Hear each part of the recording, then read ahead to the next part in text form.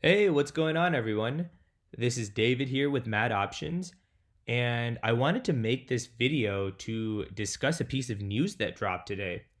This is that Robinhood has confidentially filed for an IPO. This happened earlier today, at the time of making this video, and you know, this is an interesting company because it was such a highly anticipated IPO of basically the decade.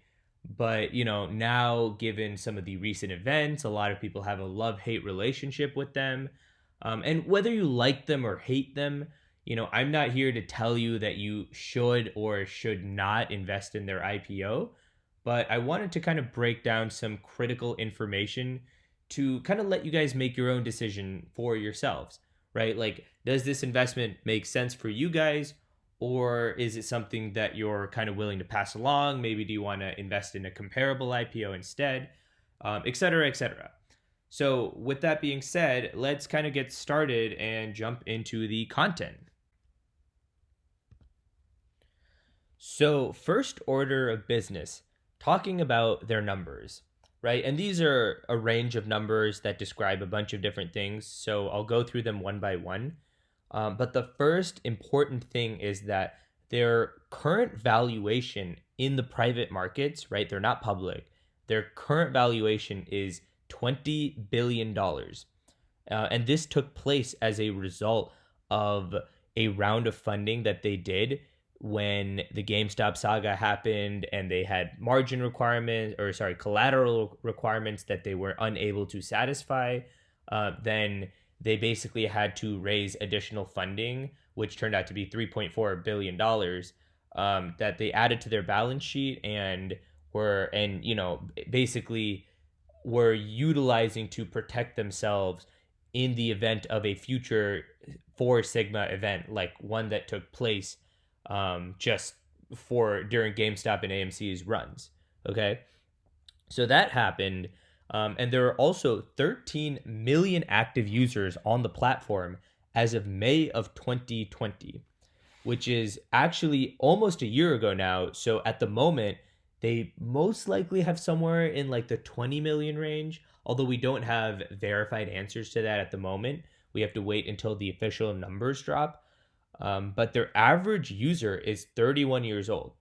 So kind of, it's pretty clear that their core demographic is your millennial slash Gen Z person who is just getting into investing, is attracted to the clean UI, someone who makes things as easy as possible and is mobile first, right? Those are really important things that those generations really value.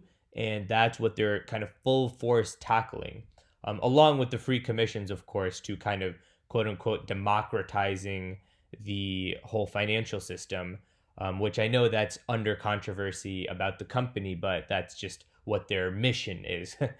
But anyway, they generated $682 million in revenue in 2020 just from payment for order flow, which is up 514% compared to the previous year. So, you know, what that means is they are making a lot of money from basically selling your transaction records to another agency that, mines them and uses them for some purpose. Who knows what the purpose is? I mean, it's typically high frequency traders that like to use the information, which is something that is very debatable on the ethics of it, right? I know a lot of people are not very fond of this, and I personally am not either. But the point here is that it's making the company bank, and it's almost $700 million that they made just from this. And the craziest thing is that payment for order flow is actually not their only source of revenue, right? They do have other sources like the proceeds from Robinhood Gold, which people they charge I think $5 a month, along with some other other fees associated with the company and they also probably get interest. So there's other streams of revenue that they can totally capitalize on. So I think this is about 40 to 55% this payment for order flow, is 40 to 55% of their existing revenue. And this is very impressive. So now what we can do is we can look at historical revenue, because this is also something that we want to use to kind of contextualize, what has been going on at the company over the last 5 years, right?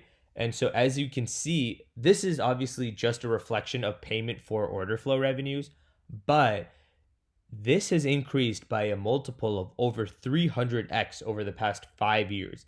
And that is extremely, extremely big and impressive for this company, right? In 2020, it was 682 million, which is up over 5 times 2019. And 2018 to 2019, there was kind of this, what looks like a slump, because it didn't double even in 2019. But still it's up a significant amount compared to 2018, right? Which is up a significant amount compared to 2017, et cetera, et cetera. But over 5 years, the point is that they have over 300x their their revenues from payment for order flow. And obviously, this is one of those things where the more customers you have, the more orders you have, the more revenue you get from payment for order flow. So all of these metrics sort of do line up. But it is interesting to see that some of them are linear and some of them are more exponential, like this one. All right, so the next metric that we'll look at are the value of the total transactions that have taken place on this platform. So if we take a look at it, the total value of transactions on this platform in 2016, so this is actually only 4 years old, it was only about $500 million, right? Because there weren't that many users, and the number of users on it were just not putting a lot of money into the platform. But as of 2020, the total number of transactions went up about 700x compared to 2016. And it's at $350 billion, which is more than double 2019's total transactions, right? So as we can see, there's a very consistent growth through these numbers. And now it's just a matter of what comes next. What is 2021 going to bring to the table? What is 2022 going to bring to the table? So we have to look at this from a long-term perspective. But as of the last 4 to 5 years, their numbers are really good. Their growth is really, really insane, right? And so we can't discount those when we're thinking about buying this stock. So the final thing that I want to discuss, at least for the numbers, are user growth. So user growth, the number of users on this platform, right? So this is data from the last 5 years. It was 500,000 users in 2015, right? And then in 2020, so by the end of last year, it was 13 million users. And this is a multiple of about 26x, which is really, really huge, guys. As we can see, there's consistent growth from every year to year. There's at least 50% growth. But except for 2019 to 2020, there's at least 50% growth. But the crazy thing is that in 2020, this is only up until the end of 2020. But by 2021, as of now, we've actually most likely hit somewhere in the realm of the 20 million mark in terms of users on platform, because 2020, with GameStop and AMC and all of these crazy, crazy Wall Street bets, memes, 2020 has brought in a new fresh wave of retail traders that all flocked onto Robinhood and are using Robinhood as their means of accessing the market, right? And I know that after GameStop, there was a brief movement where some people wanted to move away from Robinhood, but it doesn't really seem like that has impacted them significantly enough to actually be at a net loss of users yet, right? Like there wasn't a massive delete Robinhood movement similar to the delete Uber movement that happened, right? This is something that people were just really pissed off about. It looks like it gave them a lot of press. So, it almost looks like they got enough press to kind of make up for any sort of downfalls that came with this entire saga, right? So now that we've gone over the numbers, let's look at the next thing, the next thing is expectations. So, what are our expectations for this company when it hits the public markets? So, Robinhood is most likely going to IPO in the realm of the 40 plus billion-dollar mark. And this is just to price in at least a 2x multiplier on their current private value, which is totally, totally common to see in IPOs, right? The retail investor misses out on a lot of that upside, and that's left for the venture capitalists and the insider traders at the company, which is fine, right? $40 billion is actually not that expensive, right? For a company that might be worth in the hundreds of billions or the trillions of dollars. So if you do have that level of conviction in the company, are you still getting a multiplier that you are comfortable with, right? And that is a very important factor to think about. And the user base. So expectations wise, the user base is likely to expand to 20 to probably almost 30 million users by the end of this year because of this additional flock of retail investors that are entering the public space and want to invest in the stock market, right? So this is also really important because, that could mean that Robinhood may have about 10% of all adults in the United States on their platform ready to trade, which would be a very incredible feat for the company, right? And so those are the kinds of things that you want to look at and look at as signs of bullishness in the company. Um, and also, they're most likely, I mean, they have to push for a major rebrand, right? Because they started out as the company that wanted to be the kind of democratizing the Robinhood of money in the markets, right? They wanted to kind of democratize the financial system, make everyone on an even playing field by getting rid of commissions, right? That's been the big feature that everyone kind of knows the company for. But obviously, with the GameStop saga, when they had to freeze trading and people couldn't access people couldn't buy more stocks, and that could have played a role in crashing GameStop, and people didn't know if they had any exterior motives because of their relationship with Citadel, right? All of that stuff that took place, that gave them a really bad image in the public eye, right? So they do have to do a lot of rebuilding to kind of regain that public trust, right? And that is something that we're gonna have to see Robinhood do slowly over the course of the next few months to years, right? It's not an overnight battle. This is something that will probably haunt them for months to years to come, and people are essentially gonna have to people are going to have to look at them and want to go back to them, especially people that were negatively affected by all of the different things that came out of the GameStop and AMC sagas. So anyway, that's just something to keep in mind as an expectation.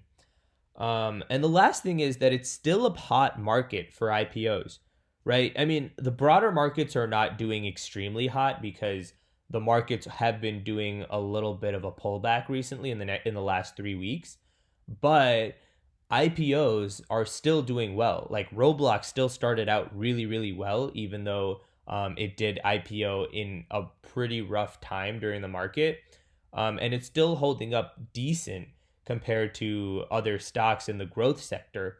But look at like Airbnb is still holding up a lot, and so there are a lot of companies that entered the public markets and appreciated a lot on the first day of trading, right? And Robinhood could totally be one of those, right? We're seeing 40 billion as their price that they're gonna set, but that could totally mean that they're gonna IPO in the 80 to 90 billion-dollar mark, because just on that first day of trading alone, that could be enough to give them another 100 to even even maybe 200% inflation in value because of all the public hype that exists in the public sphere about new IPOs, especially new IPOs that make money, because that's a little bit more rare than than before. So, anyways, the last thing we want to cover are comps. So, what other companies are in this space and have either IPO'd or are private, right? And there's a few that I mentioned. The first one that I'll mention is Affirm, right? And this isn't directly like an apples to apples comparison, because Affirm is a little different because they focus on microloans, and they do have a lower user base, and it's a different kind of sector almost, but they are a fintech company and they did IPO this year. And they're currently worth 20 billion, which is actually below their IPO price. So it is below their price that they set and traded at on the first day of trading. And that's important. That's something that you do want to keep in mind. And so a couple of private companies to note. The first one is Stripe. Stripe is currently worth $95 billion from a recent round of funding that they had, where they raised $600 million at a $95 billion valuation. And that's crazy, guys. It's one of the most expensive private companies at the moment in the United States. So clearly, people have a lot of faith in this kind of fintech sector right now. It's a really, really hot space, and it seems like venture capitalists are paying, a lot of money to have a stake in this, right? And so, what does that mean for the public markets? I mean, if Stripe hit the public markets, they would probably IPO in somewhere in like the 150 to 200 billion range, right? To give that additional buffer on the first day of trading, and just to get in line with some of the public expectations. They would probably go even higher, but that's crazy. 95 billion is a really high valuation. And then Coinbase is also rumored to be around $100 billion valuation, right? They're also going to IPO soon, and their IPO, their market capitalization could be in the $100 billion range, because that's just the expectation that people have with crypto sort of blowing up recently, with Bitcoin reaching 60,000 plus. There's a lot going for Coinbase. And so with all of these comparables kind of being looked at, Robinhood almost looks a little cheap, right? And obviously, this is something that you have to kind of perform your own due diligence on and do your own analysis based on the company, and does it live up to your expectations? Does it have a vision of the future that you kind of appreciate and are sold on? Because those are the main reasons why you should invest in an IPO, not because it looks a little hype and you might make a quick buck, right? Because you can make a quick buck in a lot of places, and the risk to reward is just not necessarily going to be worth it. Robinhood is one of those IPOs where if you're going to hop on and be part of the ride, you should be prepared for a really crazy ride, because, right, the next time that they have another kind of situation where they might go through a public branding issue in front of everybody else, then will the stock reflect that? Will people start selling the stock because that's their way of saying, delete Robinhood, I don't like this company anymore? We don't know, but those are risks that you might have to carry if you are a shareholder in this company. So with all of that being said, guys, this was a very, very high level overview. It was never meant to be like a yes, you should invest, or no, you should not invest in this company. This is really just, this is the information that is out there, all compiled into a single kind of view, and you can look at it and make the decisions as you wish. And for those of you guys who are interested in the work that we do at Mad Options, we have a private group on Patreon, which I'm going to link in the description below. And we have some of the best option trades, where a lot of our users are actually on Robinhood, where, we have a killer options trading strategy that nets much, much more than pretty much any other strategy that I've ever played with. Yeah, so if you guys are interested, then please check out in the link below, and give us a thumbs up if you like this content, and we'll make sure that we create more stuff like this to kind of keep you guys informed on what's going on in the public markets.